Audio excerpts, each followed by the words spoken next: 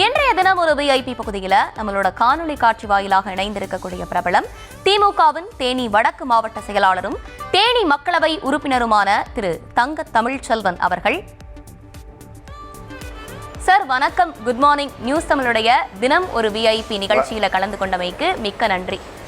நான் உங்ககிட்ட முதல்ல கேட்கணும்னு ஆசைப்பட்ட கேள்வி உங்களை முதல்ல எம்எல்ஏ வாக்குன ஆண்டிப்பட்டி அந்த தொகுதியில ஜெயலலிதா அவர்களுக்காக ராஜினாமா பண்ணீங்க. எங்க இருந்து ஆரம்பிச்சிச்சு உங்களுடைய அரசியல் வாழ்க்கை? என்னுடைய அரசியல் வாழ்க்கை 96ல இருந்து ஆரம்பிச்சுமா. எங்க அப்பா ஒன்றிய கழக செயலாளர். எங்க அப்பா மறைவிற்கு பிறகு, எங்க அம்மா மறைவிற்கு பிறகு நான் அரசியலில் தீவிரமாக காட்டணும்னு சொல்லி இறங்கி 3 தடவை சட்டமன்ற உறுப்பினர், 1 தடவை ராஜ்யசபா எம்பி, இன்னைக்கு தமிழ்நாடு முதல்வர் தளபதி ஸ்டாலின் அவருடைய தயவால் இன்னைக்கு லோக்சபா எம்பி.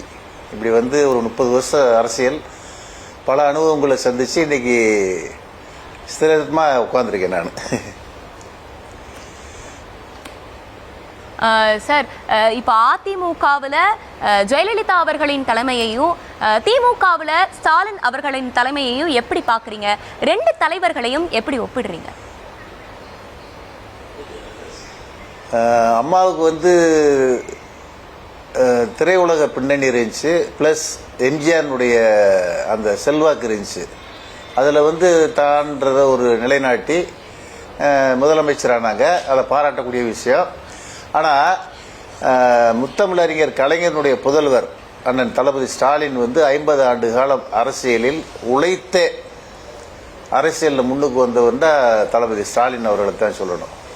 ஏன்னா அரசியலில் பல இடையூறுகள் இருக்கு. அத்தனையும் தாண்டி இன்னைக்கு மக்கள் செல்வாக்கு பெற்ற தலைவராக வந்திருக்காருன்னு சொன்னால் அவருடைய உழைப்பை நிச்சயமாக எல்லா பொதுமக்களும் பாராட்டுறாங்க. அதன்படி தான் அவரும் நடக்கிறாரு. 2 பேருக்குள்ள டிஃபரன்ஸ் என்னன்னு கேட்டால், அந்த அம்மா ஆணித்தரமாக சடனாக முடிவெடுத்து போய்கிட்டு இருப்பாங்க.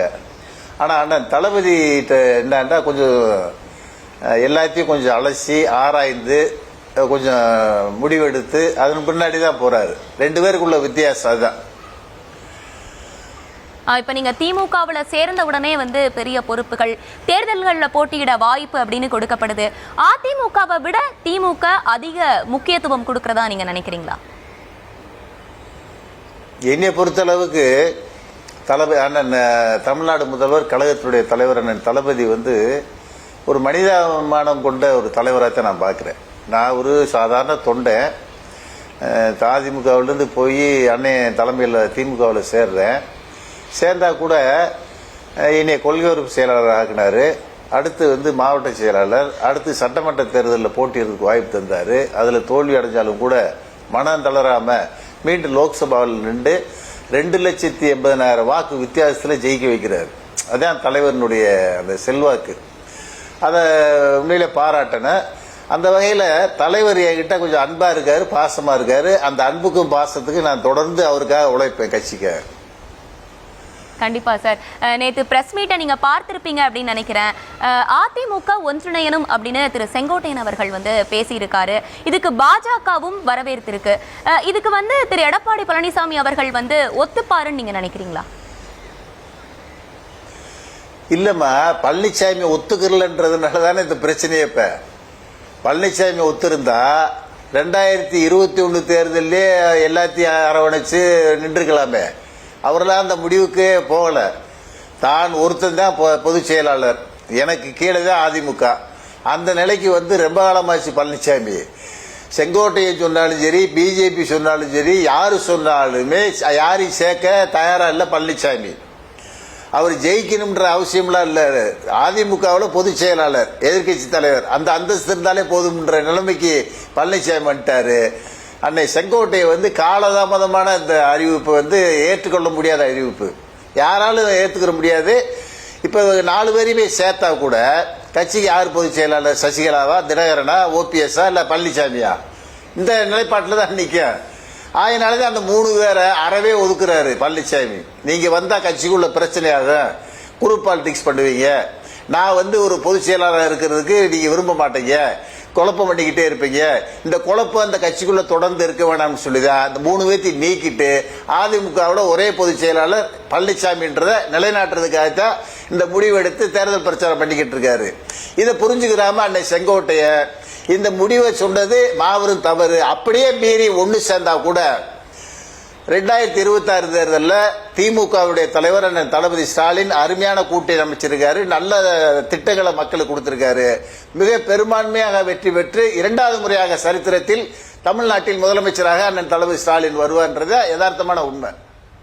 இப்போ டிடிவி தினகரன், சசிகலா, ஓபிஎஸ் இவங்கெல்லாம் வந்து அதிமுகவுல இணைஞ்சா தென் மாவட்டங்கள்ல வந்து அதிமுக நிச்சயம் வெற்றி பெறும் அப்படின்னு வைக்கப்படக்கூடிய அந்த விமர்சனத்தை நீங்க எப்படி பாக்குறீங்க? அவங்களுக்கு அந்த அளவுக்கு செல்வாக்கு இருக்குன்னு நீங்க நினைக்கிறீங்களா?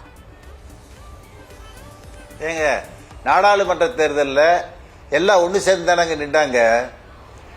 நின்று இப்போ தினகரன் இவரும் வந்து தனிச்சு நின்றா கூட, இப்போ ஓபிஎஸ் தினகரன் தனிச்சு நின்றா கூட, பழனிசாமி ஒரு பக்கம் தனிச்சு நின்றா கூட, நாடாளுமன்ற தேர்தலில் தென்பகுதியில் 2,80,000 ஓட்டு வித்தியாசத்தில் தங்கத்தமிழ் செல்வன் தேனி பாராளுமன்றத்தில் ஜெயிக்கிறேன்.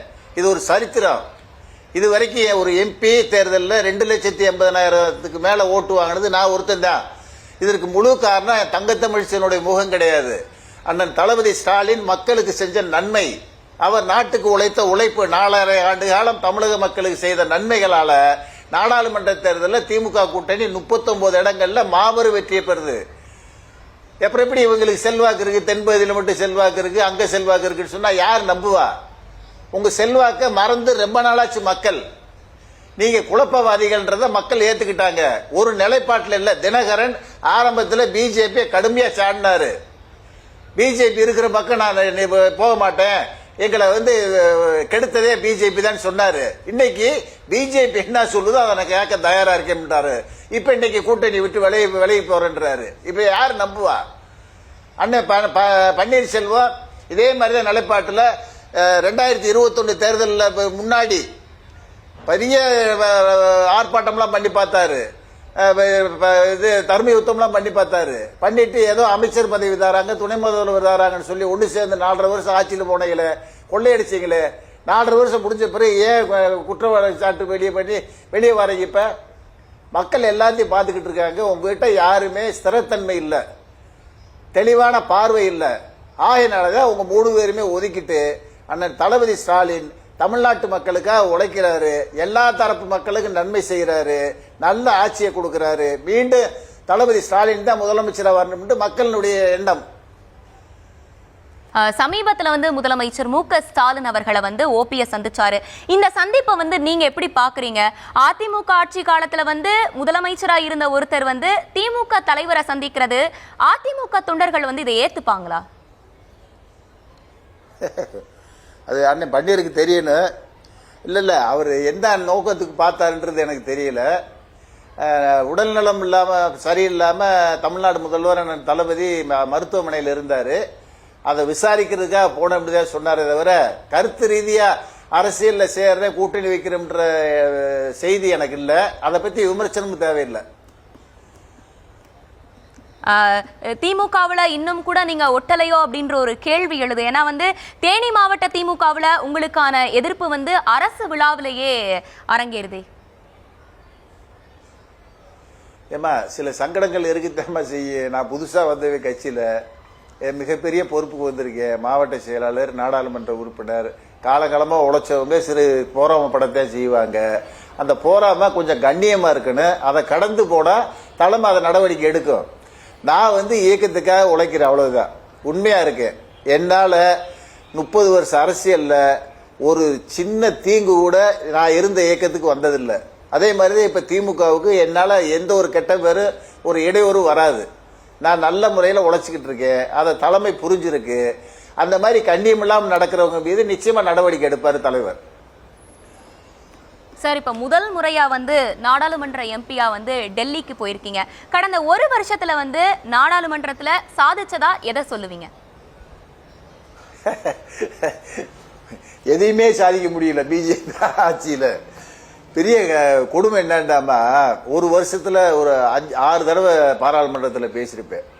நான் பேசினது பூராமே 18வது லோக்சபா நடக்குது. இந்த 18 லோக்சபாவில் 18 எம்பிக்கள் சேர்ந்து வச்ச ஒரே கோரிக்கை திண்டுக்கல் சபரிமலைக்கு புதிய ரயில் பாதை. இதை ஏப்பா கொடுக்கலன்னு கேட்டேன். இது வரைக்கும் பதில் இல்லை. இப்பதான் ஒரு 15 தடவை வச்ச கோரிக்கைக்கு பிறகு மத்திய ரயில்வே துறை அமைச்சரை பார்த்த பிறகு ஒரு 50 லட்சம் ரூபாய் ஆய்வுக்காக இப்போ ஒதுக்கியிருக்காங்க. பெரிய சந்தோஷமான செய்தி. திண்டுக்கல் சபரிமலைக்கு புதிய ட்ரெயின் ரோடு போட்டுட்டா என்னுடைய வாழ்நாளில் செஞ்ச சாதனையா நான் அதை கருதுறேன். 2வது கோரிக்கை உசிலம்பட்டிக்கும் ஆண்டிவட்டிக்கும் பைபாஸ் சாலை வேணும். அந்த கோரிக்கையை இப்போ வெகுவா போய் அதிகாரிகளை பார்த்து அமைச்சரை பார்த்து கொடுத்துருக்கேன். இது 2 தான் மேஜராக நான் பார்க்குறேன். இது 2ஐயும் நான் முடிப்பேன்ற நம்பிக்கை எனக்கு இருக்கு. அப்புறம் கம்பத்து தொகுதியில் தேவாரத்திலிருந்து சாக்குளூத்துமெட்டுக்கு மலைப்பாதை சாலை ஒரு 6 கிலோமீட்டருக்கு. இல்லாட்டி அந்த பாதைக்கு சாக்குளூத்துமெட்டு போறதா இருந்தா 80 கிலோமீட்டர் சுத்தி போறாங்க. வனப்பகுதியில் ஒரு 6 கிலோமீட்டர் தார் சாலை போட்டுட்டா 80 கிலோமீட்டர் சுத்துறது நிற்கும். இதையும் பாராளுமன்றத்தில் பேசுறீங்க. இந்த 3 கோரிக்கையை செஞ்சிட்டாலே என் வாழ்நாளில் நான் செஞ்ச பெரிய சாதனை. தேனி பார்லிமெண்ட்ல நீண்ட நாள் கோரிக்கை இந்த 3 கோரிக்கை. கண்டிப்பா சார். இந்த தருணத்துல நியூஸ் தமிழுடைய தினம் ஒரு விஐபி பகுதியில எம்பி தங்க தமிழ்ச்செல்வனா பல்வேறு விஷயங்களை எங்க கிட்ட பகிர்ந்துக்கிட்டீங்க. மிக்க நன்றி சார். நியூஸ் தமிழுக்கு மீண்டும் நன்றி. வணக்கம்.